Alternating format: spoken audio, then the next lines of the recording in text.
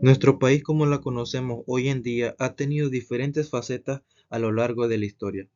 Es por ello que para entender cómo surge la educación en Panamá, tenemos que remontarnos a una época que fueron muy duros y que nos da una idea de las situaciones que ocurrieron para hacer una reflexión crítica de nuestro sistema educativo. Todas nuestras tradiciones y creencias inician en la colonia. En la sociedad que resultó del proceso de colonización española es en donde debemos buscar los antecedentes básicos de la educación en Panamá, a fin de obtener una imagen de esta sociedad, los hechos salientes que caracterizaron el aludido proceso, así como los actores que determinaron la formación y desarrollo de la sociedad colonial ismeña. España vino a América con algunas de sus instituciones políticas, su organización social, económica, su religión, su arte y su educación. A diferencia de los ingleses que colonizaron y convirtieron la tierra ocupada en factoría con trabajo blanco o negro, según dice Carlos Pereira, y los franceses que descubrieron y evangelizaron solamente. En cambio, los españoles descubrieron, colonizaron, evangelizaron, hicieron algo más, crearon una nueva rama étnica. España trasladó a América a la Iglesia, que era la institución más rica y poderosa. El clero constituía la élite de la sociedad, la aristocracia intelectual y la máxima autoridad no solo en cuestiones de moral y religión, sino también en asuntos de gobierno, derecho, filosofía, arte, ciencia y educación. También tenía un gran poder económico, como focos de sabiduría, los monasterios y conventos en los principales centros de cultura y las primeras instituciones educativas medievales. En el proceso de colonización española, dado su carácter predominante eclesiástico, la Iglesia tenía que jugar un papel principal. La conquista y la colonización española se iniciaron a raíz de la terminación de la larga lucha librada en la península ibérica contra el imperialismo musulmán, lucha que contribuyó a intensificar el fervor religioso. Impulsada aún más por este fervor, la Iglesia realizó la hazaña de introducir el estilo de vida hispano en el Nuevo Mundo, de tal modo que para el año 1600 el idioma español había logrado arraigarse firmemente en centros claves de América. Para esa época, la América hispana contaba ya con instituciones culturales y educación superior, gracias a la acción de las misiones u órdenes religiosas, así como el fervor religioso se combinó con el espíritu de la contrarreforma para dar la tarea colonizadora u orientación religiosa y auditoría. El hecho de que la primera etapa de la colonización coincidiera con el periodo de mayor apego del Renacimiento meridional del siglo de oro de España, contribuyó a que la América hispana, el humanismo fuera el objeto de marcada predilección. Entre los personajes sobresalientes se menciona que en las colonias españolas anota el notable escritor peruano José Carlos Mariátegui. No desembarcaron pioneros como las costas de la Nueva Inglaterra. A la América español no vinieron casi sino virreyes, cortesanos, aventureros, clérigos, doctores y soldados. No se formó en la colonia una verdadera fuerza de colonización.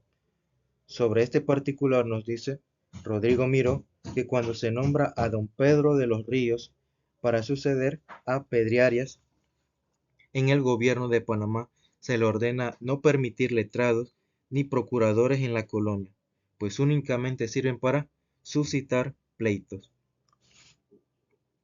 La economía que España trajo a América fue feudal. El señor feudal de la colonia fue primero encomendero y posteriormente hacendado, y el siervo fue primero el indio y luego el negro.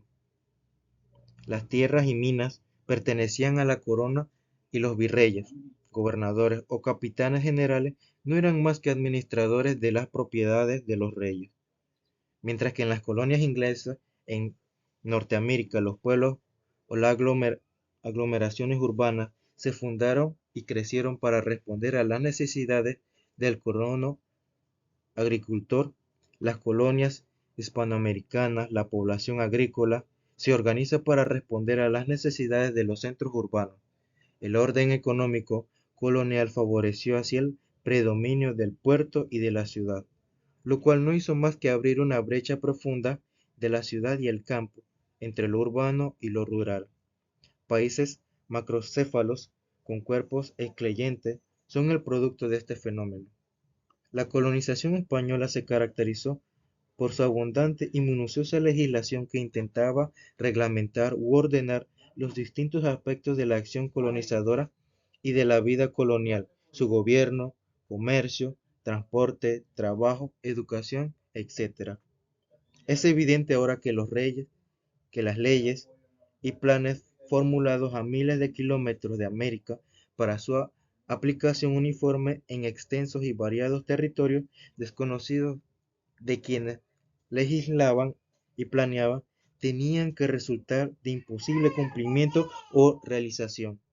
El exceso de legislación inoperable naturalmente tenía que crear el hábito del cumplimiento de la ley. El propósito, en esencia, de la educación colonial era difundir la fe como medio de lograr la salvación. La educación persigue fines o valores eminentes éticos sociales. De allí que la entidad que la organiza, la auspicia, la dirige y la controla la Iglesia, y de allí también de su contenido sea predominante religioso, en armonía con el régimen de casta y de educar preferentemente a la élite selecta. Los primeros esfuerzos educativos se dirigieron en varias colonias a la creación de universidades cargadas sobre el molde de la Salamanca, que era un modelo de la universidad medieval. La universidad antecedió a la escuela primaria. El concepto de esta que tenemos hoy en día data del siglo XIX. No existía la colonia.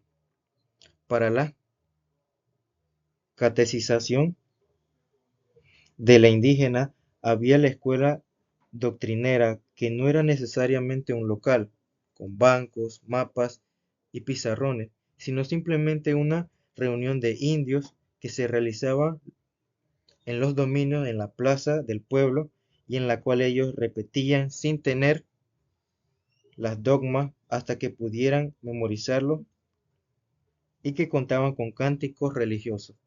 Para la enseñanza del alfabeto existían las escuelas con primeras letras gratuitas dirigidas por religiosos o seglares, las escuelas creadas por los cabildos, escuelas privadas y escuelas hogareñas. Esto es, las escuelas que funcionaban con el hogar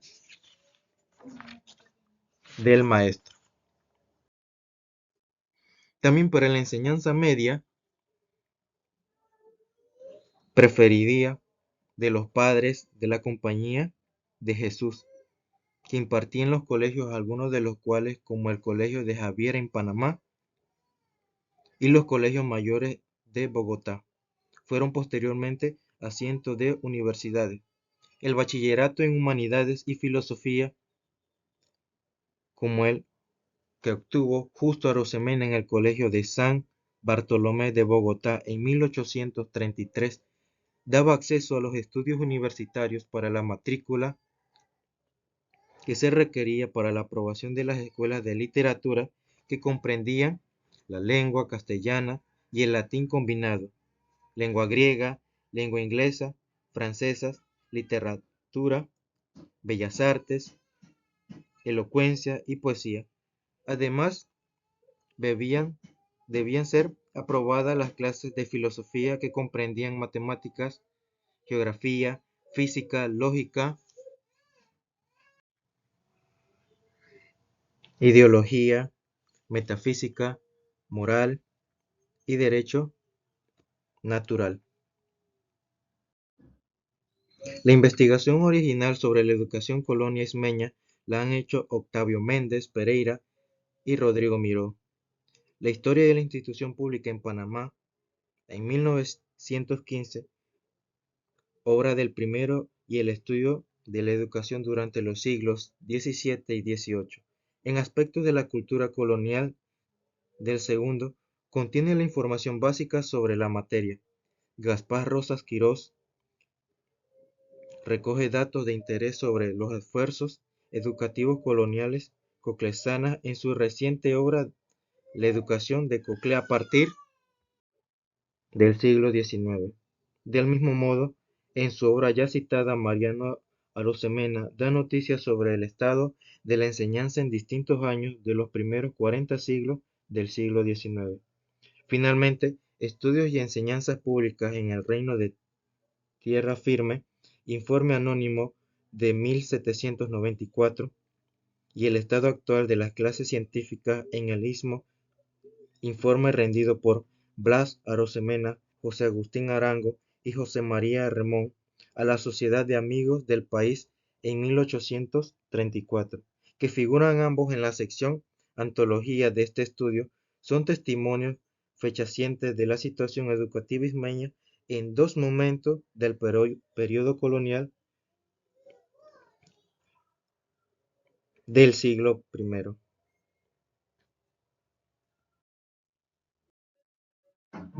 Durante la mayor parte del siglo XVI, la actividad docente se dedicó a la catequización y aculturación de la indígena a través de las escuelas doctrineras.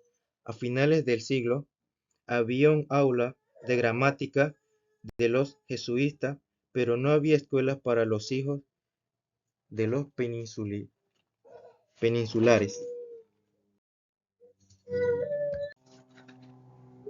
A fines del siglo XVIII quedaba en el Istmo una cátedra de la latinidad y unas cuantas escuelas de letras.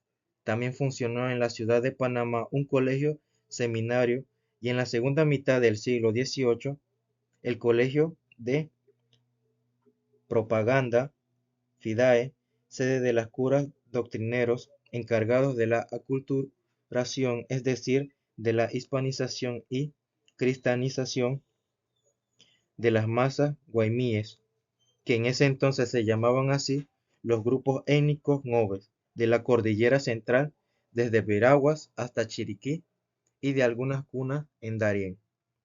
Sobre la educación de la mujer se sabe que no existió de forma formal durante la colonia. En una obra de costumbre de la vida colonial de Panamá, Matilde de Ovario, al describir las actividades de Michinga, una joven de familia acomodada, la autora dice: Michinga iba a la escuela con sus hermanas gemelas, aprendía a leer, a escribir con letras bonitas, a recitar poesía, a hablar francés, a tocar el piano, a cantar, a bailar y a hacer también trabajos de aguja, y todos los días recibía lecciones sobre buenas maneras y respecto a sus superiores. Una vez a la semana recibió una clase de historia, otro día un poquito de geografía, suma, resta, multiplicación y división, y a los 15 años, habiendo aprendido todo esto, su educación había terminado, y Michinga estaba lista para contraer matrimonio. Con la separación de Panamá de España y su unión a Colombia en 1821, se inicia para el Istmo un torrente de leyes y decretos del gobierno central, leyes y decretos que, en teoría, significaba cambios profundos en la función, carácter y control de la educación, pero cuyo efecto no se sentiría sino hasta la segunda mitad del siglo. El célebre Plan de Estudios de Santander, que comprendía todos los aspectos de la organización escolar colombiana, estableció por la Ley 18 de 1826, fue sucedido sin ser realizado por el Plan de Ospina y así sucesivamente. Con tan cortos conocimientos ya se tenía por grandísima cosa lo que se lograba, cuando no sabían más que porfiar en cierto círculo de voces majaderas, y si era esto lo que sabían los que se decían sabios, que sería de aquellos desdichados de los cuales algunos por casualidad aprendían a leer y a escribir. Ya por último se hacían estudios y formulaban propuestas en materia educativa y velaba porque las entidades correspondientes las llevaran a cabo. Una muestra del interés de la organización de la Sociedad de los Amigos del País de la Educación es el informe que se ha incluido en la antología y el periódico de la sociedad. Muchas gracias.